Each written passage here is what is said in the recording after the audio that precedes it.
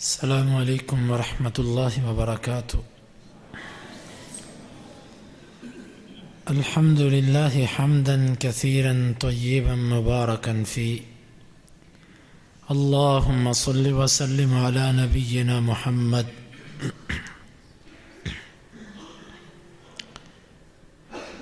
دو چیزیں انسان کو اپنی زندگی میں کبھی ترک نہیں کرنی چاہیے، وہ بچپن میں ہو، جوانی میں ہو یا بڑھاپے میں، استاذ ہو یا شاگرد، دو چیزیں ہمیشہ اپنے سامنے رکھنی چاہیے۔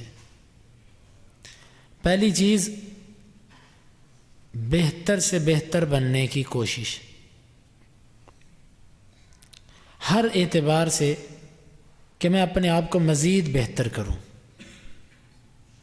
عام طور پر ہوتا یہ ہے کہ جب ہم اپنے آپ کو سنجیدہ اور پختہ عمر میں شمار کر لیتے ہیں، پھر ہمارا یہ دروازہ اصلاح کا بند ہو جاتا ہے۔ ہم کہتے ہیں کہ میں ایسے، میری سوچ، میری رائے، میرا عمل، میرا فہم۔ جب یہ چیز انسان پر غالب آتی ہے تو اس کا اصلاح کا دروازہ بند ہو جاتا ہے، اس کی اصلاح نہیں ہو پاتی۔ ہمیشہ اپنے لیے اس دروازے کو کھلا رکھنا چاہیے۔ یہ دروازہ کیسے کھلا رہے گا؟ اس کے لیے چند چیزیں ضروری ہیں۔ پہلی چیز، اپنے اوپر ہونے والی تنقید کو کبھی بند نہ کریں۔ جب ہم اپنے پر ہونے والی تنقید بند کر دیں گے نا، تو ہر تنقید برائے تنقید نہیں ہوتی، بلکہ اس میں اصلاح بھی ہوتی ہے۔ تو جب آپ پر تنقید نہیں ہوگی تو آپ کی اصلاح نہیں ہوگی۔ جب آپ اپنے خلاف سننے کی طاقت نہیں نہ رکھتے، اتنے کمزور ہیں آپ کہ آپ کسی کے منہ سے اپنی کمزوری سننا ہی پسند نہیں کرتے، پھر آپ کی اصلاح نہیں ہو سکتی۔ الا من رحم ربی، اصلاح نہیں ہو سکتی۔ تو انسان کو اس معاملے میں وسیع الظرف ہونا چاہیے۔ اس کی مثال ہمیں اسلاف کی زندگیوں سے ملتی ہے کہ کیسے ابو بکر صدیق رضی اللہ عنہ، مسئلہ آیا ان کے پاس، بہقی کی روایت ہے، جدہ کی میراث کا، کہ دادی کو وراثت میں سے کیا ملے گا۔ تو ابو بکر صدیق رضی اللہ عنہ کہنے لگے کہ ما اجد لک فی کتاب اللہ شیئا، اللہ کی کتاب میں تو تیرے لیے کچھ بھی نہیں ہے۔ تو ایک صحابی کھڑے ہوئے کہ میں اللہ کے رسول کے سامنے اس مجلس میں موجود تھا جب آپ نے جدہ کو سدس دیا تھا، چھٹا حصہ دیا تھا۔ ابو بکر صدیق رضی اللہ عنہ نے اپنی رائے کو واپس لے لیا۔ عمر فاروق رضی اللہ عنہ کو دیکھ لیں، ان کی خلافت کے اندر علی اور عثمان ہیں، ان کی خلافت کے اندر کتنے ایسے معاملات ہیں۔ عثمان رضی اللہ عنہ کی خلافت میں فیصلہ کیا، ایک عورت نے 6 ماہ بعد بچے کو جنم دے دیا شادی سے، کہا کہ اس کو رجم کر دو۔ یہ تو 9 ماہ سے پہلے بچہ کیسے ممکن ہے، رجم کر دو اس کو۔ علی رضی اللہ عنہ واپس لے آئے، کہا کہ قرآن مجید کے اندر اللہ نے فرمایا حملہ وفصالہ 30 شہرا، حمل اور فصال، دودھ پلانے کی مدت 30 ماہ ہے، اور دودھ پلانے کی پوری مدت جو ہے وہ 24 ماہ ہے۔ شہر 2 ماہ، فی عامین، 2 سال 24 ماہ یہ ہو گئے، اور باقی حمل کی کتنی مدت بچی؟ 6۔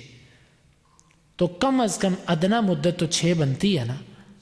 وہیں سے اہل علم نے یہ چیز نوٹ کی کہ کم از کم حمل کی مدت 6 ماہ ہے۔ وہاں پر امیر المؤمنین عثمان رضی اللہ عنہ نے اپنے فیصلے کو واپس لے لیا۔ عام طور پر ہوتا یہ ہے کہ جب ہم استاذ بنتے ہیں یا ہم حافظ بن جاتے ہیں، قاری بن جاتے ہیں، طالب علم، تو وہ جب عملی زندگی میں آتے ہیں نا، تو کوئی عامی بندہ جب ان کو کہتا ہے جی آپ رفع الیدین ٹھیک نہیں کرتے، آپ کے اندر نماز میں یہ خرابی ہے، تو ان کو غصہ چڑھ جاتا ہے کہ تم ہمیں دین سکھاتے ہو۔ بھائیو، یہ تکبر کی بھی علامت ہوتی ہے، یہ تکبر بھی ہوتا ہے۔ اور جب ہمیں کوئی کہے نا جی آپ کے پڑھانے کے اس انداز کے اندر یہ کمزوری ہے، تو ہمیں عقل مندی اور دانائی کا مظاہرہ کرتے ہوئے اس کو سن لینا چاہیے. وہ کمزوری ہے کہ نہیں ہے وہ الگ بات ہے. بعض لوگوں کی جو تنقید ہوتی ہے نا یہ خیر سے خالی نہیں ہے. اگر تو آپ کے اندر کوتاہی ہے تو وہ واقعی دور ہونے کا ذریعہ بنے گی. اگر آپ کے اندر کوتاہی نہیں ہے لیکن پھر بھی لوگ آپ پر تنقید کرتے ہیں تو اس میں بھی خیر ہے. اس میں خیر یہ ہے کہ آپ میں صبر پیدا ہوگا, آپ میں تواضع عاجزی آئے گی, آپ اللہ کی طرف رجوع کرو گے کہ یا اللہ ایسے کیوں ہے. لوگوں کی تنقید خیر سے خالی نہیں ہے. اس لیے بہتر سے بہتر بننے کے لیے پہلی چیز جو میں نے بتلائی, سب سے پہلے میرے لیے پھر ہر بھائی کے لیے, کہ اپنے پر تنقید کا دروازہ کبھی بھی بند نہ کریں. اس کی بے شمار مثالیں ہیں, میں مثالوں کی طرف نہیں جاتا. دوسری چیز کہ انسان ہر وقت یہ دعا کرتا رہے کہ یا اللہ مجھے بہتر بنا دے, یا اللہ جو میری کوتاہیاں ہیں نا اس پر مجھے متنبہ کر دے اور مجھے ان کو اپنے سے دور کرنے کی توفیق عطا فرما. نبی صلی اللہ علیہ وسلم کی بے شمار دعائیں ایسی, اللہم رحمتک ارجو فلا تکلنی الی نفسی طرفۃ عین واصلح لی شأنی کلہ لا الہ الا انت. یہ دعا کس کی ہے؟ یہ اس نبی کی ہے کہ جس سے پاک اور افضل رب کے بعد کوئی نہیں آیا.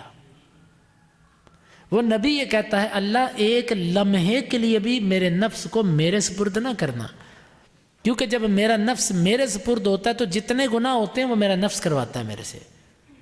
ہاں میرے نفس کو اپنے نگرانی اور اپنی تربیت میں رکھنا ہے اس کو. وَأَصْلِحْ لِي شَأْنِي كُلَّهُ, اور میری ہر حالت کو درست کر دے. یہ کون کہہ رہے ہیں؟ اللہ کے نبی صلی اللہ علیہ وسلم. ہمیں رب سے یہ دعا کرنی چاہیے کہ یا اللہ میرے اندر اخلاقی کمزوریاں, عملی کمزوریاں, دل کے معاملات کی خرابیاں, نظر, کان, زبان کی خرابیاں, اے میرے رب مجھے نہیں پتہ یہ کتنی زیادہ ہیں, میں تجھ سے التجا کرتا ہوں کہ میری ان میں اصلاح فرما دے. اس سے انسان میں تواضع آتی, یا اللہ مجھے ٹھیک کر دے. اللہم سددنی.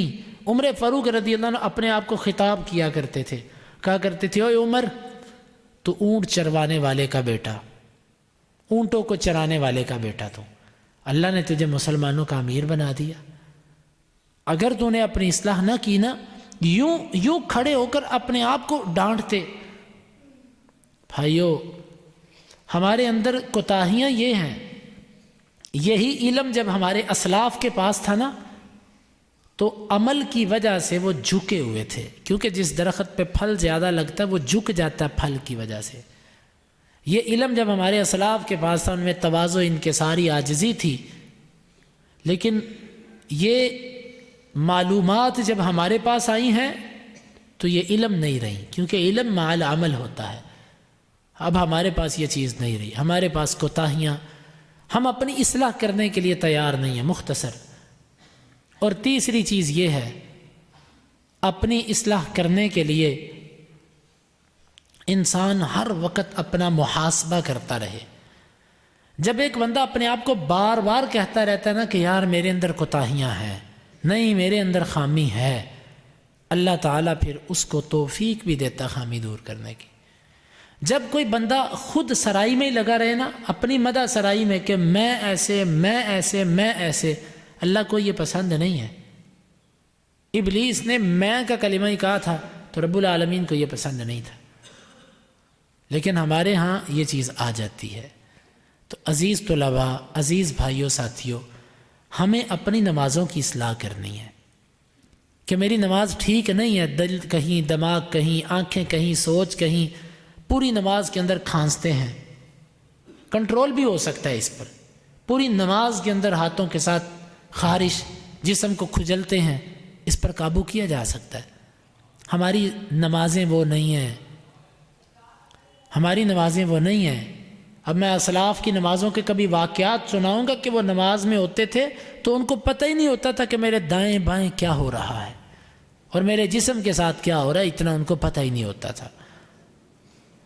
اسی طرح ہمارا عقیدہ ہم نے جو اپنے والدین چھوٹے ہوتے جو مولوی صاحب سے سنا اسی پر لگے ہوئے ہیں. زندگی گزر گئی, ہم نے قرآن پڑھ کے اپنا عقیدہ ہی نہیں ٹھیک کیا. ہم کہتے ہیں میں جس مذہب پہ ہوں وہ ٹھیک ہے, میں جس فرقے پہ ہوں وہ ٹھیک ہے. کوئی فرقہ اس وقت تک ٹھیک نہیں ہو سکتا جب تک اس کی تعلیمات قرآن اور حدیث کے مطابق نہ ہو جائے. تو عقیدے کی اصلاح بھی تبھی ہوگی جب ہم اپنے آپ کو بہتر کرنے کی کوشش کریں گے.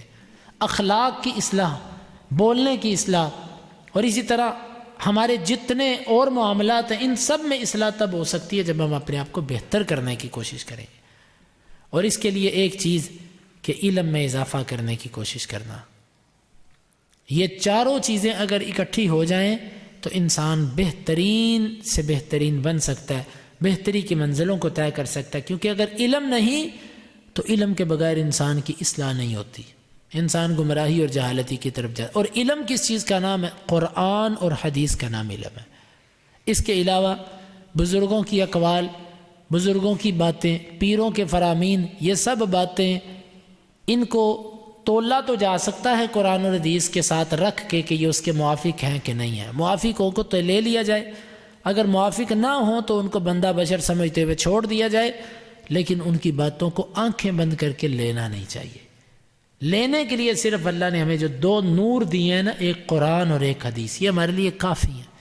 ان کے ہوتے ہوئے جب سورج ہو نا تو سورج کے ہوتے ہوئے جتنا مرضی ہیوی قسم کا بلب بھی لگا دینا تو وہ حماقت ہی ہوتی ہے, سورج کے آگے کسی کی نہیں چلتی.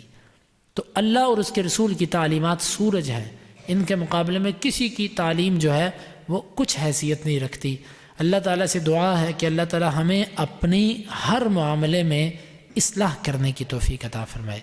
اور اگر اللہ تعالیٰ ہمیں یہ صبر اور برداشت عطا فرمائے کہ کوئی ہمارے اوپر اگر تنقید بھی کرے نا, ہم دین کے داعی بن رہے ہیں, ہمیں انبیاء کی سیرت کو دیکھنا چاہیے. ساری زندگی انبیاء پر جو الزامات تھے وہ جھوٹے تھے, کسی نبی پر کوئی سچی تہمت نہیں تھی کیونکہ وہ تہمت والے تھے ہی نہیں, ساری تہمتیں جھوٹی. لیکن پھر بھی انہی لوگوں کی خیر خواہی میں لگے رہے, انہی لوگوں کو جہنم کی آگ سے بچانے کے لیے لگے رہے. یہ وہ بڑے لوگ تھے جن کی بڑی سوچیں تھیں.